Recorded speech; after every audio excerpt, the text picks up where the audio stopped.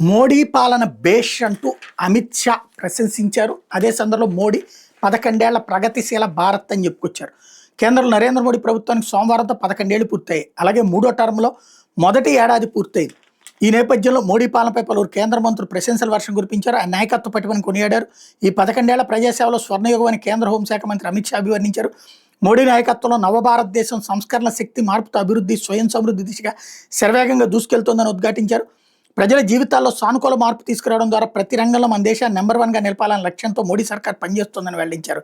ఈ అభివృద్ధి ప్రయాణం ఆగదని స్పష్టం చేశారు. 11 ఏళ్ల ఈ చారిత్రాత్మక ప్రయాణం సేవా ప్రయాణం అని వివరించారు. ఈ మేరకు అమిత్ షా సోమవారం ఎక్స్లో పోస్ట్ చేసుకొచ్చారు. అలాగే దేశంలో ప్రజలకు సుపరిపాలన అందించడం, వారి జీవితాల్లో సమూల మార్పులు తీసుకురావడం మీద తమ ప్రభుత్వం ప్రత్యేకంగా దృష్టి పెట్టిందని ప్రధానమంత్రి నరేంద్ర మోడీ చెప్పారు. సామాజిక న్యాయానికి పెద్దపీట వేస్తున్నాం. తమ మంత్రివర్గంలో 60% మంది ఎస్సీలు, ఎస్టీలు, ఓబీసీలో ఉన్నారని గుర్తు చేశారు. మంత్రిమండలిలో ఆయా వర్గాలకి ఈ స్థాయిలో అత్యధిక ప్రాతినిధ్యం దక్కడం ఇదే మొదటిసారని స్పష్టం చేశారు.